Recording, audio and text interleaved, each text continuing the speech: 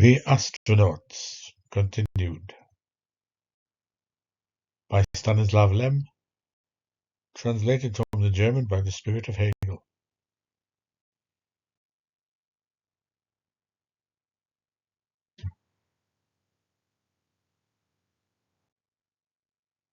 The Kantsch. The next 8 days of our journey passed without incident. The cosmocrater, whose orbit is a segment of a greatly elongated hyperbole, approaches its destination. The luminous point of Venus grows into a shining disk that slowly moves amidst the motionless stars. We lead a very regular life. In the mornings, the scientists are busy with their research. Meanwhile, I pace up and down the center aisle of the rocket, as Tarlant advised me. He claims that one must walk at least 3,000 steps a day to keep one's muscles supple. Afterwards, I go to the control center and let Soltic, or Osfatich, initiate me into the secrets of astronautics. A few times I also visited Professor Chandrasekhar and his beloved Marx, on which the Indian scholar, as Arseniev once put it, plays a mathematical symphony. In the afternoon, as soon as the mail arrives, we retreat to our cabins to read the greetings of our relatives. The professors also receive entire hours of scientific reports. We only meet again at dinner, and then we listen to the stories until late at night. We have become so accustomed to it that we couldn't end our day any other way. Yesterday, Arseniev reminded me of my promise to tell me something about myself. I declined, explaining that my memories in no way compared with the stories of my companions. Well, if you think so, Arseniev then said, if you force me to, in view of this fact, I no longer ask you to do it, but command it. As the scientific director of this expedition. So this evening, when the daily radio concert was over, I tried to recount some of my experiences from the time when I was the leader of a rescue team in the Caucasus. But Arseniev interrupted me after the first few words. Excuse me, he cried. It won't do, my dear. Do you think we'll be fooled? Didn't you want to tell us something about Kantsch Chinga? It was the talk of the whole world. Have you forgotten that?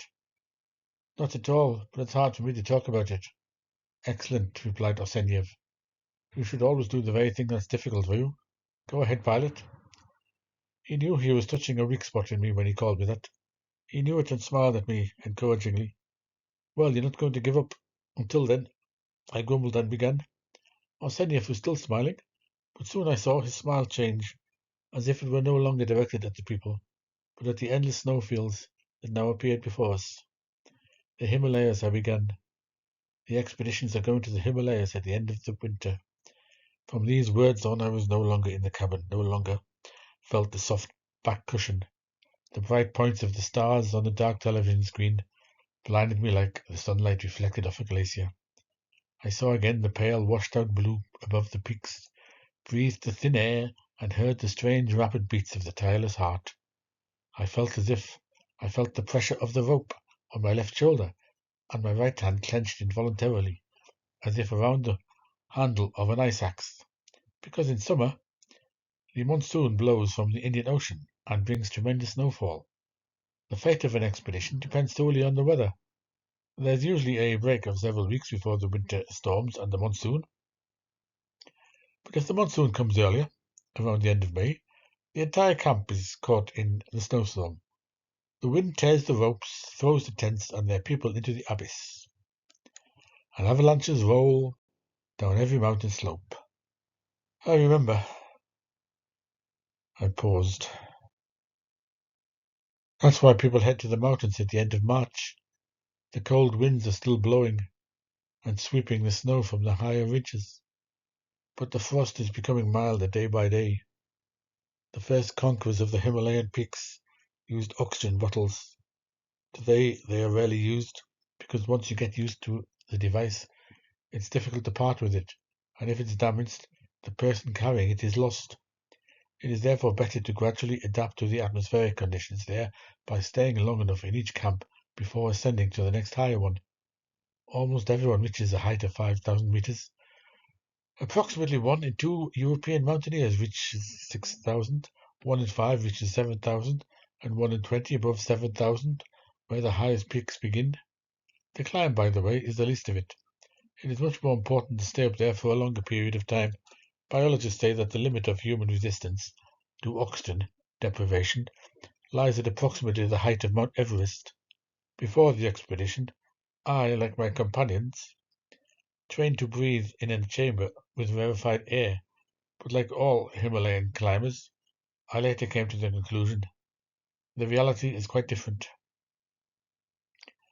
I was silent for a while. Then I turned my gaze away from the stars and continued. Half a century ago, the English attacked Mount Everest. They set out with a large number of porters, chosen from among the mountaineers. The expedition set up camp one after another and strove to advance to the bottom of the mountain peak, which was then conquered in a full-day assault. On our expeditions, there was no division into porters and climbers. We all blazed the trail in turn, tensioned the ropes, and carried the loads from camp to camp.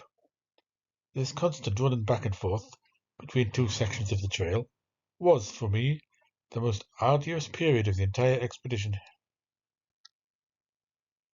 The Kanchenjunga, or as we simply called it in our camp language, the Kantsch, at 8,579 meters, is the third highest peak in the world.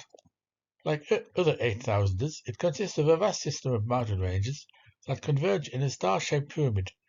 Due to the danger of avalanches, the ridges are the only viable routes in the Himalayas. We climbed one of the foothills of the massif and headed toward the summit along its back. At the time when my story actually begins, the weather was very good. The final stage of our efforts lay ahead of us. Despite a 5-week assault, we had still not been able to conquer the summit, and yet we were still a full 2 kilometers away from it.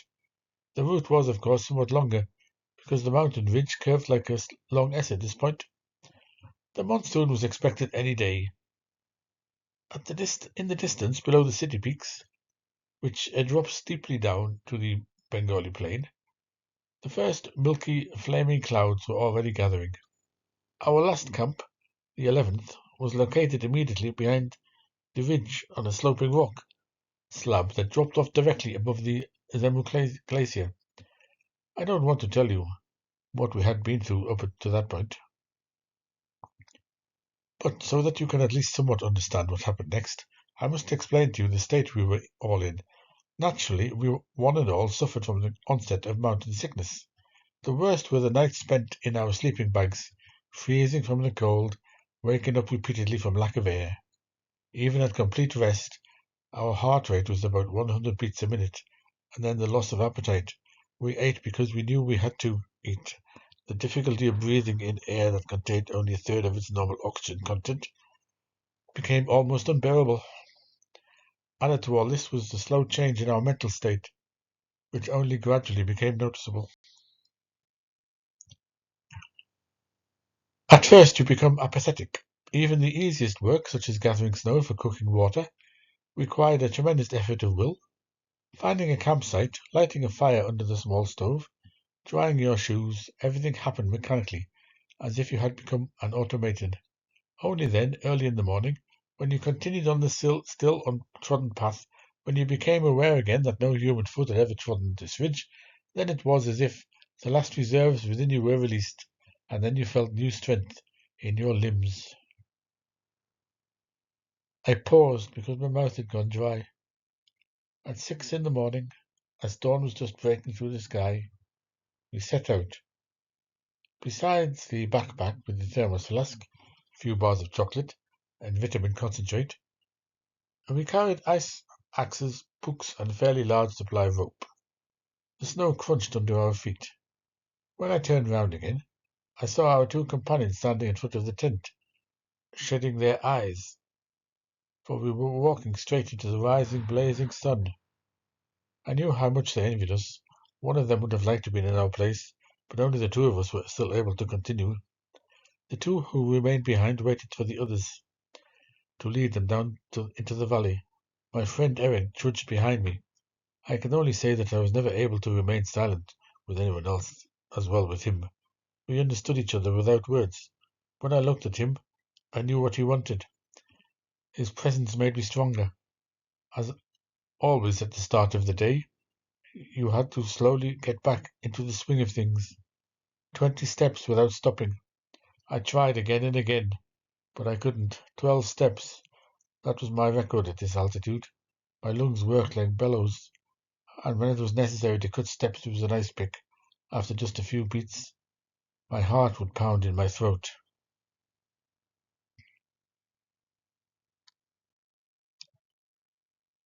A day dawned such as one can only experience in the Himalayas. The horizontal rays of the sun divided the world in half. Below, in the blue shadow, the fog simmered. Where it broke, the Kantsch glacier shimmered through, torn by springs and covered with welts. To the east and north rose the peaks of Kanchinchao, Macau, and Paluhari, their rocky ridges partially swept free of snow, their slopes intersected by long bands of cloud. Behind these mountains, already in Tibet, an unknown peak rose, a broad pyramid with a dazzling white peak. We were already at the 8,000-meter mark. Most of the peaks floated below us in the sea of fog. Only in the west, almost 100 kilometers away, Mount Everest stood white and motionless against the sky, so gigantic as if it were no longer a part of our Earth, but an alien celestial body rising beyond the horizon. I went first, Eric about 10 steps behind me. The sparks that the snow threw into our eyes blinded us despite our goggles. My lips had long since been chapped and swollen. That was one of the reasons why we communicated only through a few short murmured words.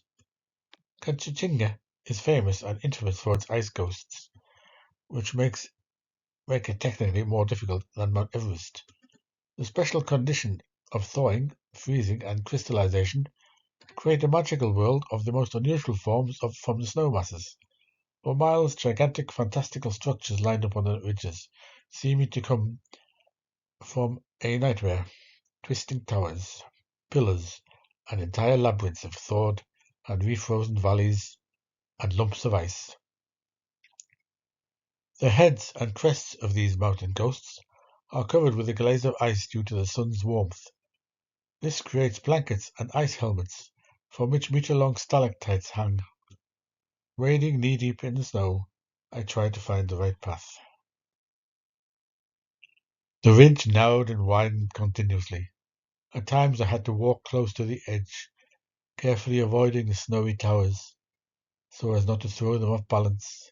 Sometimes I even managed to climb over them. Then I sat at the top and reeled in the rope, which Eric used to climb up to me. Another time we dug a depression in the snow at the base of such a pillar, and supporting ourselves only with our fingertips on the swaying soil, pushed past it step by step. Suddenly, a huge mushroom of frozen pieces of old and new snow blocked our path. I slammed my ice axe in to see if it was possible to climb over it, but felt that it was loose and wobbly inside. If we dug our way beneath this approximately 15-meter high mass like boats, it could collapse on top of us at any moment. I glanced to my left, thinking of traversing above the Zemu Glacier, but the snow on the slope was covered in cracks, threatening an avalanche. On the right side there was nothing, absolutely nothing.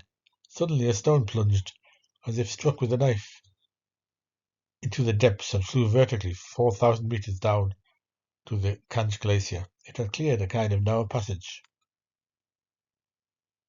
At this point the mushroom tilted to the side. A good 5-meter-long icicles hung from its cap in the dense row.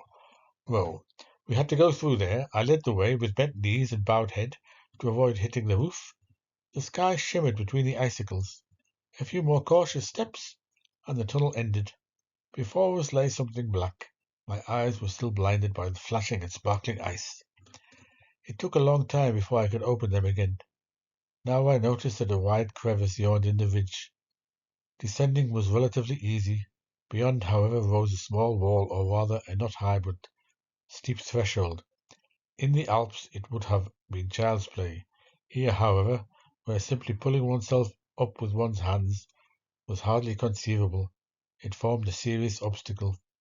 I looked around, searching for a way around the crevice, but there was none.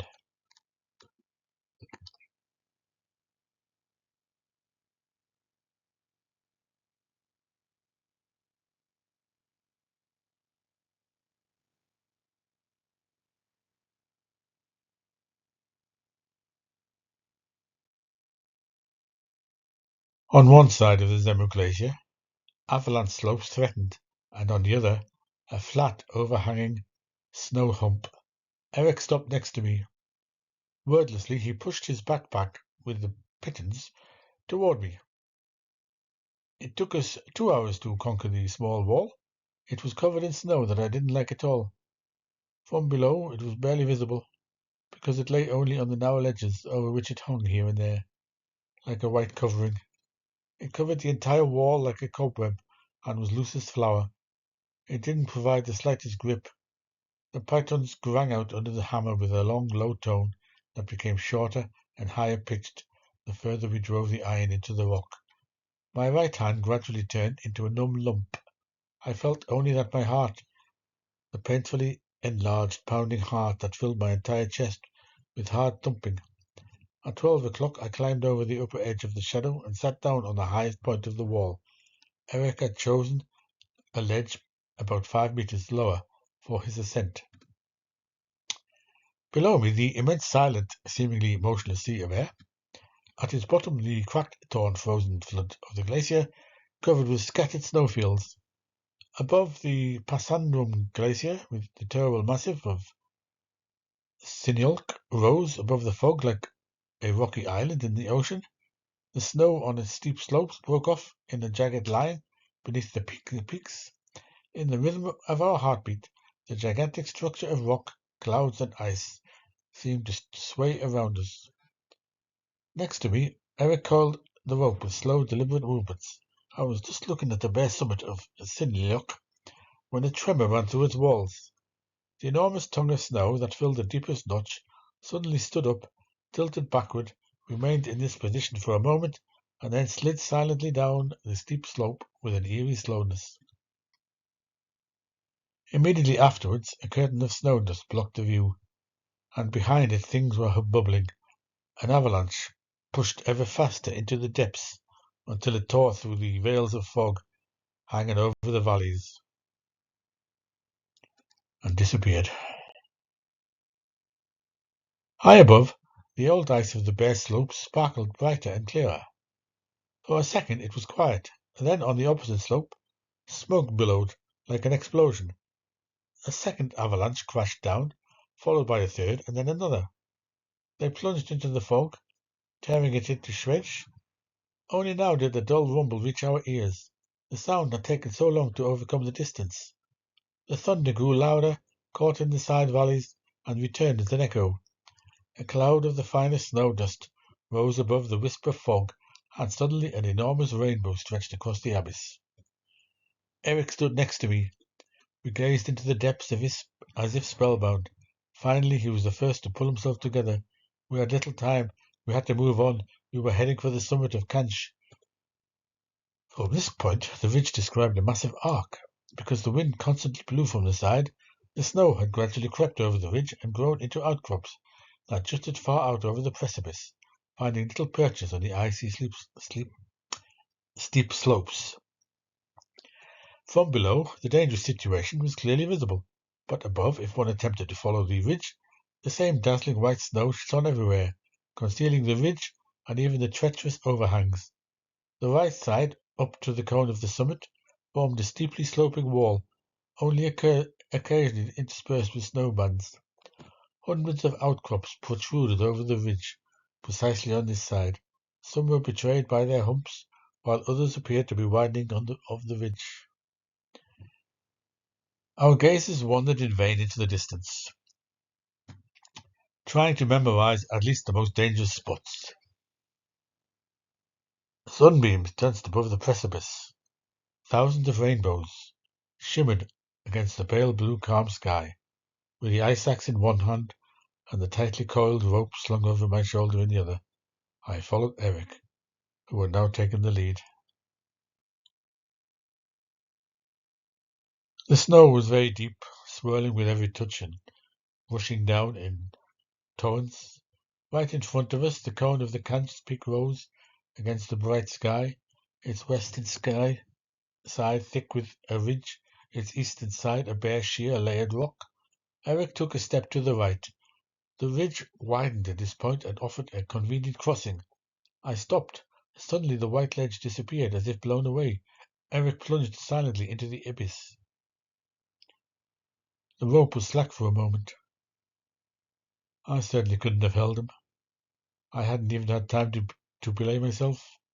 Standing where I was, I pushed off with all my strength and jumped into the depths on the other side. The air whistled around my ears. The black surfaces of the wall raced before my eyes. Then I felt a violent jolt and lost consciousness. A terrible stabbing pain in my constricted chest woke me. I felt like suffocating. The rope had gone taut. Above my head, almost within reach, was a rocky ledge. The icy ridge was like a coil, and we hung from the rope on either side. I tried to shout, but I couldn't make a sound. The rope tugged at my belt with unvarying force. I raised my hand. It was covered in blood, and there were splashes on the handle of the ice axe, which I hadn't let go of as I fell. I felt no pain. I could barely breathe, let alone shout. I had to push the backpack from the other side to find some sort of handhold. I found none. With great effort, I managed to hammer in a python, and so climbed centimetre by centimetre, constantly securing the rope up the ridge. I crawled carefully to the other edge and lay flat on my stomach. The rope I had looped round the ledge hung taut on the side where Eric had disappeared. It swung slowly back and forth like a giant pendulum. I couldn't see Eric. The wall was too steep. I had the horrific image that he had smashed his head and was now swinging like a heavy corpse on the uncoiled rope. Once again I bent over the precipice, and then I spotted him. Down there he hung like a sack of flour. I couldn't continue speaking. The horrific image, which I now saw clearly again, had deeply upset me. I looked to my companions as if for help, as if they could banish the conjured vision. It took some time before I continued. Eric was alive. He was unconscious. As he fell, he had hit his head against the rock face. It took me a whole hour to pull him up onto the ridge. His hair was like coal, hard and black with frozen blood. He was breathing shallowly. Another half hour passed before I had hastily bandaged his head. It was now 3:30. I began the descent. I left his backpack and the spare rope behind. At first I tried to pull him up behind me in his sleeping bag, but it was impossible. I tied him to my back. I almost fell with the first step. It took a second, then another. It worked. After an hour I reached the crevasse in the ridge. I let him down on the rope and climbed after him. The rest of the path was slightly inclined, and walking was a little easier for me. He hit his head against my upper arm. It wasn't going to change. In the east, the sky was already darkening when I reached the snow towers again. I couldn't overcome these obstacles with my load. I knew it, but I also knew that he would freeze to death before I could get back with anyone. If I would even have been able to make this route again. And so I climbed down the avalanche slope and continued straight ahead across the snowfield. The probability that an avalanche would bury me was 1 in 100, maybe 1 in 1,000. I took a risk and won, but it was no longer indifferent to anything. All I could think was, go, go, and I went. After the traverse, I was no longer able to climb the ridge again.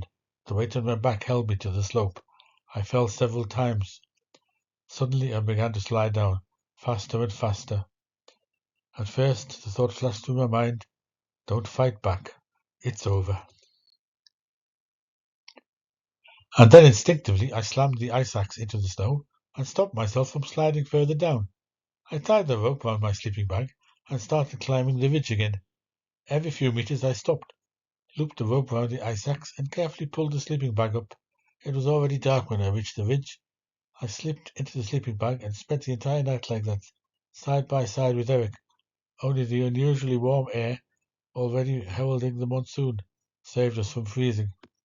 As soon as the outlines of the mountains became visible in the early twilight, I stood up and put him on my back again. I wanted to go on, but suddenly I couldn't resist the thought that he was dead. I brought the ice axe closer to his mouth. The metal covered itself with a thin mist. I set out. I had lost my safety goggles in the fall. By midday, my eyelids were inflamed. At times, I was no longer aware of what was happening around me, and merely mechanically putting one foot in front of the other. Sometimes his breath, warming my neck, roused me from my stupor. Sometimes I myself let out a hoarse sound, a groan, that brought me back to my senses for a while. Several times I thought I could go no further. Then I had to tell myself 10 steps and 10 more steps, and so I slowly made progress. Once, while avoiding a low wave of rock, I stumbled and fell into the snow. I lay there, a pleasant drowsiness came over me, and I heard a voice very close to my ear. He is no longer alive. I stood up and stealthily, like a thief, began to untie the rope with which I tied him to me. Then I felt his heart. It was beating. I staggered up and went on. What happened next, I don't remember. I felt, I think, snow, for it burned in my throat like an icy fire. The companions who were awaiting our return in the 11th camp went to meet us around noon, even though they themselves were ill. After 2 hours, they noticed a dark spot on the highest point of the ridge, and assumed that only one of us was returning. They had already come within shouting distance when they realized their mistake. I should stop and wait for them. They gave me advice for the descent. I heard nothing. I didn't know where I was. 10 steps and another 10 steps. Halfway there, they caught up with me and took Eric from me, as if only the weight had kept me upright. I fell face first into the snow. I didn't recognize anyone. Wrapped in a tarpaulin, they carried Eric down into the camp.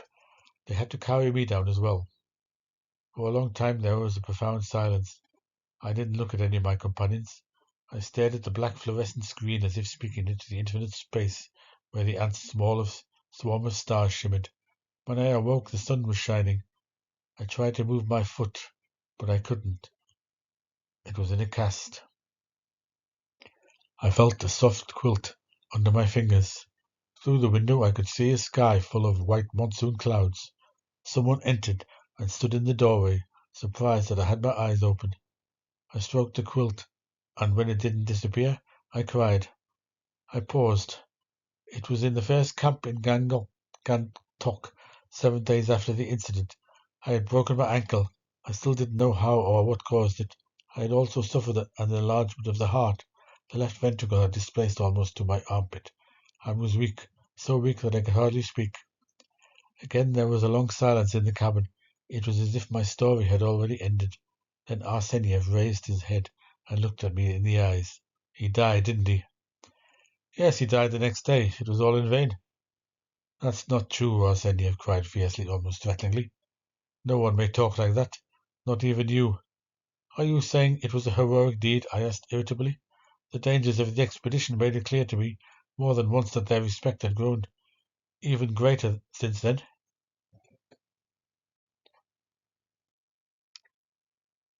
And yet I couldn't be happy about it, because I caught him. Yes, caught him. You all know that. I cursed and roared that he might die all the time. But you moved on. I didn't answer. On our Earth, said Arseniev, there is less fear and need than before. Yet it would be wrong and terrible if, under the influence of general prosperity, we were to lose that which elevates us high above all other creatures. Undoubtedly, the difference between humans and animals lies in our intellect, but beyond that, there is something more valuable. A force, perhaps one could call it loyalty, that often makes us more enduring than our bodies, stronger than our muscles, and harder than our bones, that commands us to take everything on a lost cause when it comes to a human being. Your actions, pilot, have lost none of their meaning because of the death of your friend.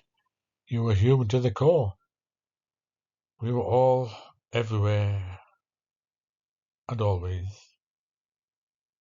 capable of being human with our eyes open. He stood up and slammed his hand on the table. And the rest, friends? The rest is silence.